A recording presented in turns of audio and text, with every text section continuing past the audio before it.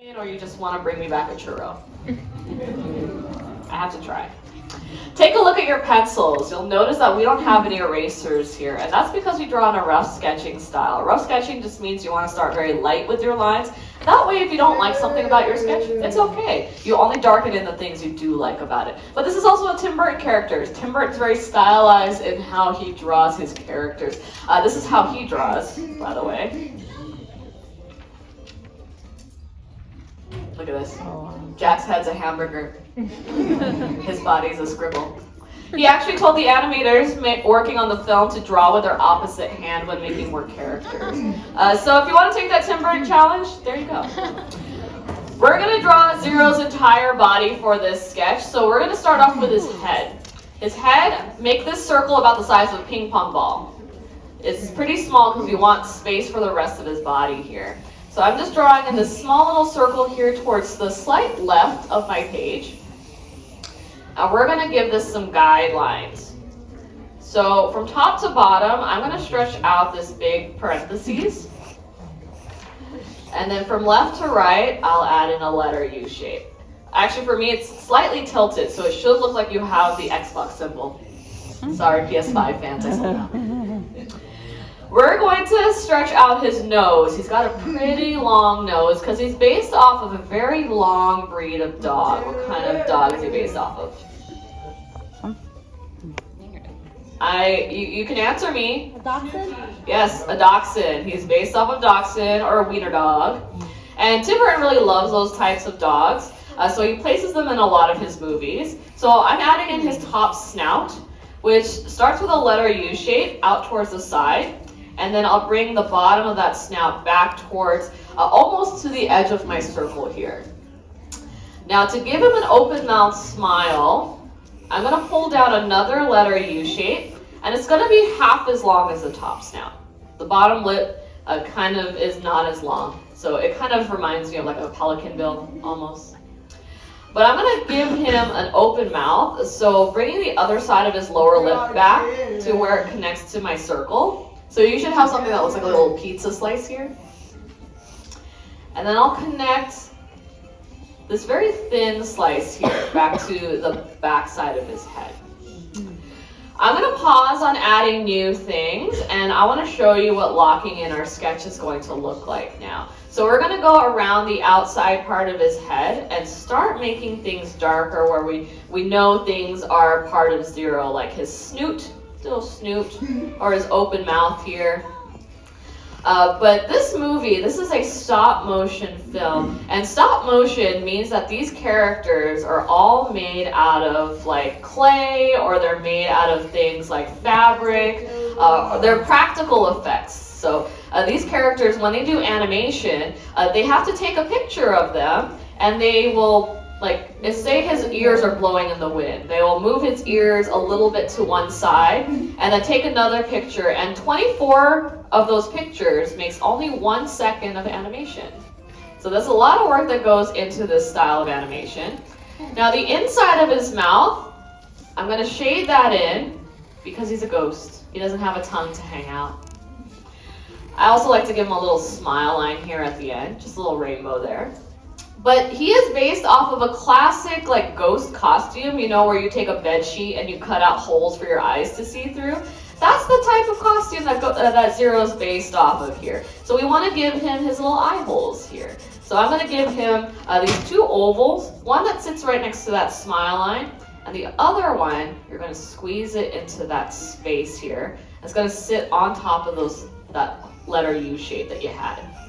Now these eyes, since they are cut out from the sheet that he's made of, you want to shade them in really nice and dark. He doesn't have pupils. He kind of matches his owner, Jack. Has anyone seen 101 Dalmatians?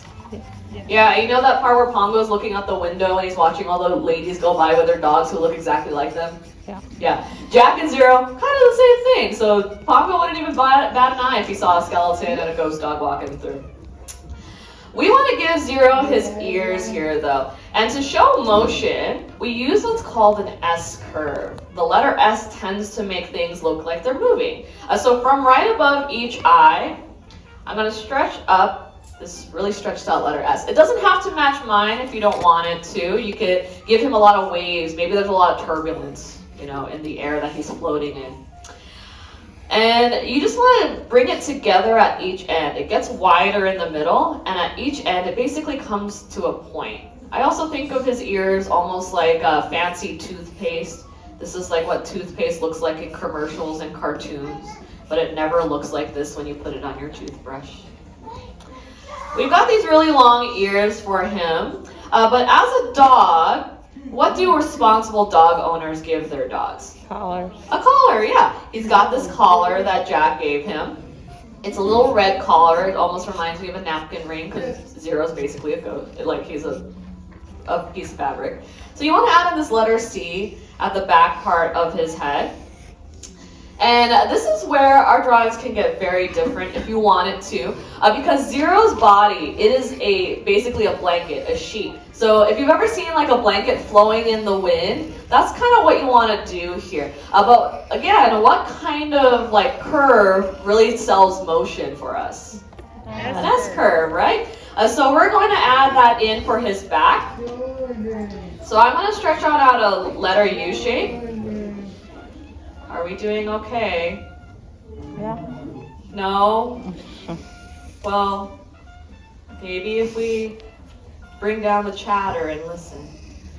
I'm going to add in this stretched out letter U shape and bring up the back end of him. This is where his tail is going to be. And we want to draw in his front two paws.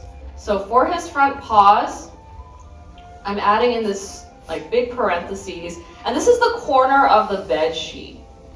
So we'll bring it down to like this little corner here, and we're going to make that same S curve that we did for his back and connect his front end there to his tail, so everything comes down to a point. If you want to get a little fancy with it, you can add this little swirl. Tim Burton really loves putting swirls in his films. They're in a lot of like design work that he does, like even the mountain that Jack has his mid-death crisis on. We'll add in his other front paw, and that is the same, like almost the same curve here as the first front paw. It just goes the opposite way. So I'm adding it what looks like another like shark fin shape here. You just want to add another corner there. We are almost done with our sketch of Zero, but we are missing something very important for him. At the end of his nose, what are we missing? The pumpkin. Yeah, his little pumpkin, his jack-o'-lantern, because he is the Halloween version of Rudolph the Red-Nosed Reindeer. So at the end of his nose, add in a little oval. You don't even have to add in an oval. You can add in a different shape if you want to put like a little Christmas tree or a candy cane there. Or you can put a little Mickey there. I've seen that. But I'm going to give him this little pumpkin with a stem and the little jack-o'-lantern face. That is everything that you need for your own sketch of Zero. Anything else you want to add is extra credit. Like I like to draw these little glowing lines around him so it looks like his nose is glowing. But find a good spot somewhere next to your drawing and sign your name once you're all done. All right, in the end, did you guys have fun? Excellent. I want to see your sketches before we head on out. So on the count of 3, turn your boards around, even if you're still working on it, all right? 1, 2, 3, let's see, 0.